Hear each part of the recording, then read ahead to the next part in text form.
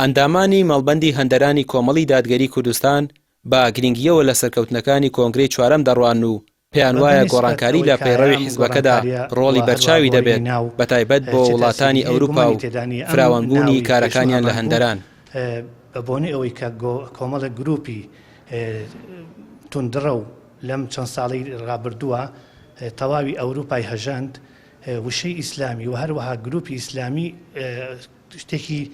تۆزێ قورسە بەلای ئەوروپیەکان و هەروەها ئەو کەسانی کە دۆست و ناسیاوی ئێمەن. بەڵام ئەلحەمدوللا ئێستا ئێمە دەتوانین کە بە ناوێکی نوێەوە چین ئەوان نەزرەیەکی تریان هەبێ بۆ ئێمە لەبەرەوەی کە تۆ نووسیت ئیسلامی گروپ لە هەر سایتێک لێ یەکسەر ئەو توندڕەوانەی کاوەکو داعش و لە ناوچەکانی کایاوەک لە میسر و لە ئەفغانستان و لە ئێران و لە یەمەن دروست بوون یەکسەر ئەوانە دێتە بەرچاویان یعنی حسابێکت بۆکەن و ئەسڵەمێنەوە بەس ئێستا ئێمە کە ناوەکەمان گۆڕیوە ئەمە کرانەوەیەکە بەڕووی ئەوروپیەکانە بەڕووی ناسیاوەکانمانە بەبێ ئەو پەیوەندیانی کە لە وڵاتەکانە هەمانە پێم وایە شتێکی زۆر چاکە و ئیشەڵڵا سوودی زیاتری دەبێت بۆ کۆمەڵی دادگەری کوردستان. کاری ئێمە لە هەندەران بەم ناونیشانە زیاتر دەستکراوەتر ئەوێ زیاتر ئەو تین و ئەو تەوژم و تەموغمارەی کە لەسەر ناوی ئیسلامیەکان هەیە نامێنێ بەڕاستی خەڵک زیاتر مەسەلەن بە سنگێکی فراوان و بەرەو ڕووتیە بۆ کاری کۆمەڵکاری و بۆ کار لەگەڵ تۆ وەروها بە تایبەتی بۆ برایان و خوشکانمان لە ئەوروپا گۆڕینی ناوەکە زیاتر دەستکراوەتری کردن زیاتر وای لێکردن کەوا یعنی بێباکانەتر بەبێ هیچ شەرمێک بچنە ناو ناوەندەکان و خیتاب لەگەڵ خەڵکا بکەن بەڕاستی چ ئەوروپی بێ و چ خەڵکی خۆمان بێ.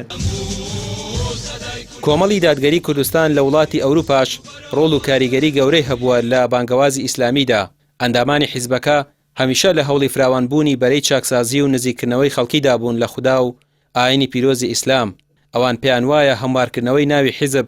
دەستکراوەتریان دەکات لە کارەکانیان و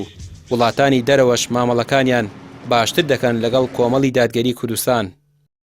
بەتاکید ئێمە ینی لێت ناشارمەوە ینی ناوێک بوو ینی ئەتوان بڵێم نەمان ئەتوانی زۆر باسی بکەین ناو خەڵکە بەتابەتی لە ناو جیهەتی ڕسمی ئەو وڵاتە ینی بەڕاستی ناوێکی تۆزێ تا حەدێک ئەڵەی ئیسلامی گروپ ینی هەلە خۆتەوە شتێکی تۆزێ ترس ینی خەڵکێکی عام ترسی لێ ئەمە خۆمان نا بەڵام خەڵکێکی عام ترسی لەو ناو هەیە کاڵە ئیسلامی گروپ لە ناو خەڵکی ئەوروپی و لە ماو خەڵکی ئینگلیزا ڕەنگە ناوێکی تۆزێ تا حەدێک مەشبوه بێ ناوێ بێ خەڵک سڵی لێ بکاتەوە لەبەرەوە ناوگۆڕنەکە بۆ ئێمە بە تایبەتی لە ئەوروپا ومێر دەکەین ئینشاڵڵا دەورێکی باشی هەبێ بتوانین تا ڕادێکی باشتر بچین ناو خەڵکەوە خەڵکێکی ترکە ئێمەڵین دادگەریمان پێ